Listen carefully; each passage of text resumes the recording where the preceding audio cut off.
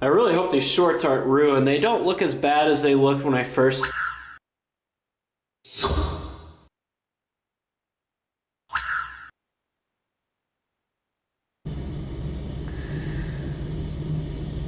Not many cars on the road right now. 159.4, I'm back to where I started exactly 1 week ago when I left. It's still 90 degrees at 3:30 in the morning, gotta love it. Today's going to be a long day. So I'm gonna drive down to St. Rose Parkway, that's where the M is. I'm gonna run for an hour, and then I'm gonna bike for 5. That's 6 total hours of working out. Throw in 15 minutes between running and biking, and then I don't know, an hour worth of red lights and stuff on the bike. We're looking at maybe 8 hours. Hopefully I'll be done by noon. And then I have a reservation at Wicked Spoon, which is the Cosmopolitan's buffet at 1:15. It's a brunch buffet.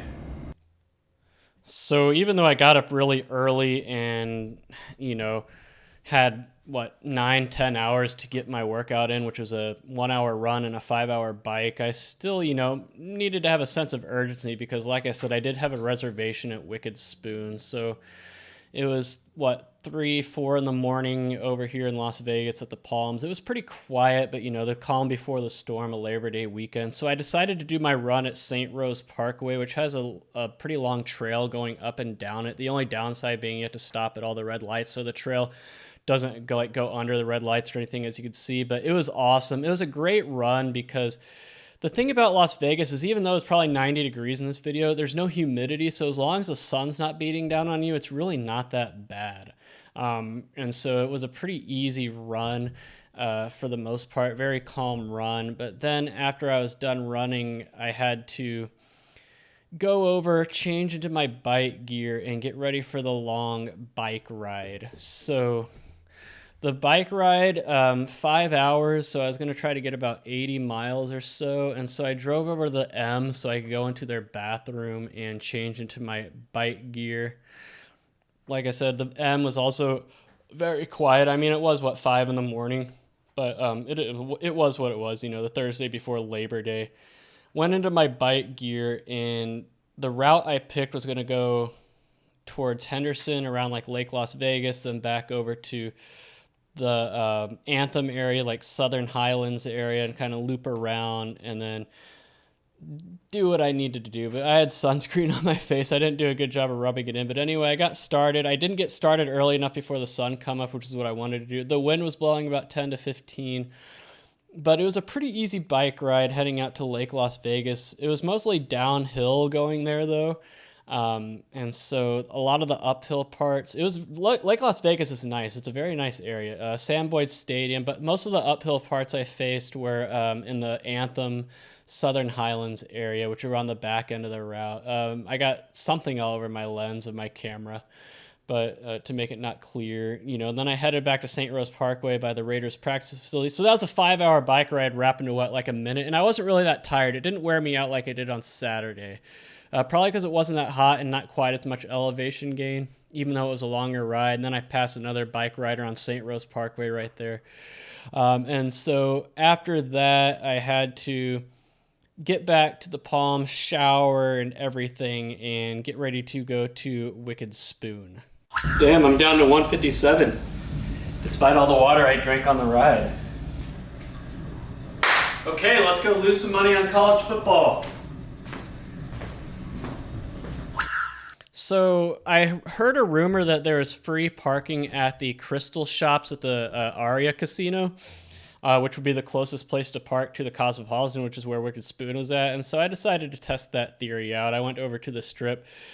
I didn't know if it was true or not, but it was something I read about online in multiple places. So here I go, going into the Crystal Shops at the Aria.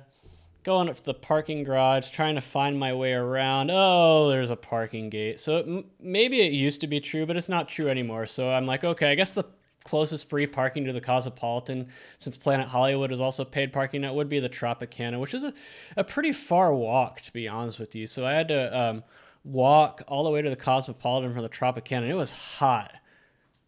That's what I'm mouthing right there. It was a very long walk, very hot walk, but I got into the Cosmopolitan where it cooled off, and I went into Wicked Spoon. So Wicked Spoon, about half the price of the Bacchanal at Caesars. I think it was $45 when all was said and done. Nowhere near as many options as Bacchanal at Caesars Palace, but I thought personally that what they did have was very good. So it was more of a brunch buffet. So you had the very good French toast, you had pancakes, bacon, all of your breakfast stuff, the French toast was incredible, by the way. They also had pretty good meats. They had some seafood, like some crabs, but I only got a couple crabs, which ended up being a bad idea. They also had a loaded mashed potato bar that I really liked. I think that right there was angry mac and cheese, which was pretty good. The angry fried chicken was pretty good. But yeah, so they didn't have near the amount of options as Bacchanal, but I feel like the quality was on par, if not better. There were some of the snow crab legs, which I only got a couple, which is a mistake, and I'll tell you why in a bit, why I shouldn't have done that.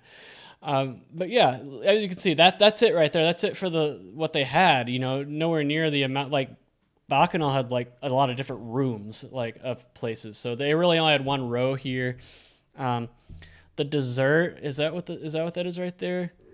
The dessert, if it is, I thought the dessert at Wicked Spoon was better than Bacchanal. I'll say that straight up. The gelato was better. The desserts were better. I'm sorry.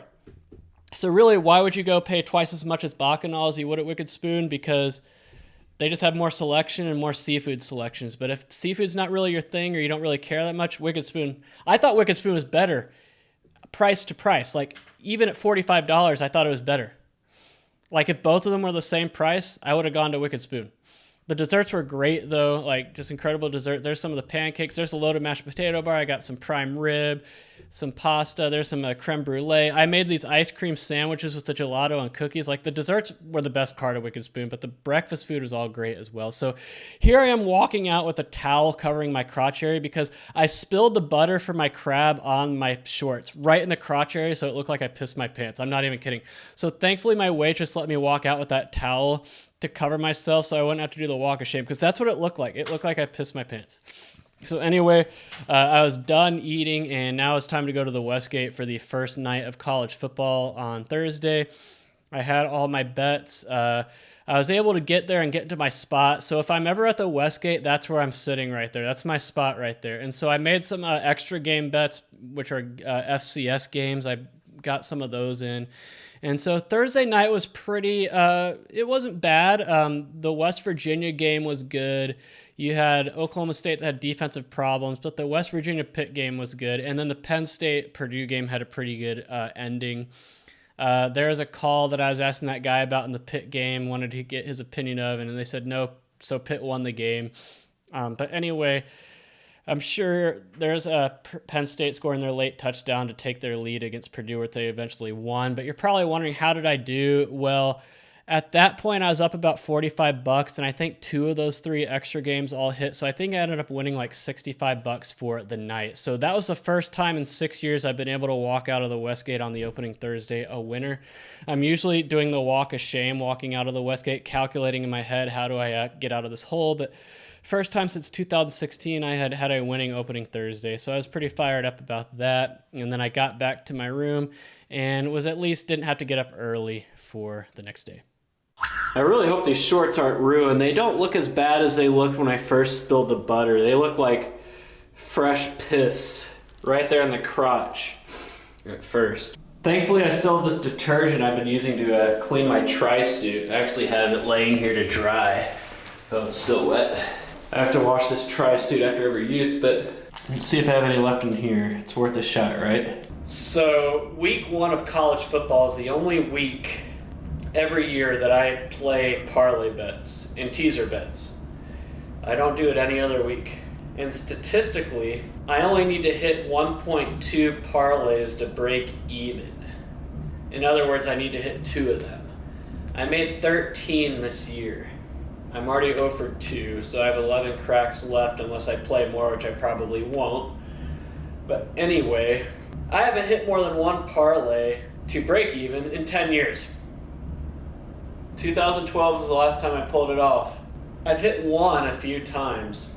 I've hit 0 a few times, but I have not hit 2 since 2012. And in 2012, I hit like 4, including a 6-teamer on the opening Thursday night. Haven't done it since. Anyway, I think I have 2 parlays tomorrow. So thankfully, I don't have to get up early tomorrow. But it's kind of like a dilemma. The later I take to get up, the hotter the bike ride's going to be. So I have a bike and swim tomorrow. I have the same exact swim workout I did last Friday when I got here. About 300 meters worth of intervals. And then I have a 1 hour, 30-minute recovery bike ride. The problem with that, though, is that recovery bike ride means very low intensity. But there's really nowhere around here to ride that's flat. And when you're going uphill, it's very hard to push a wattage that's considered low intensity.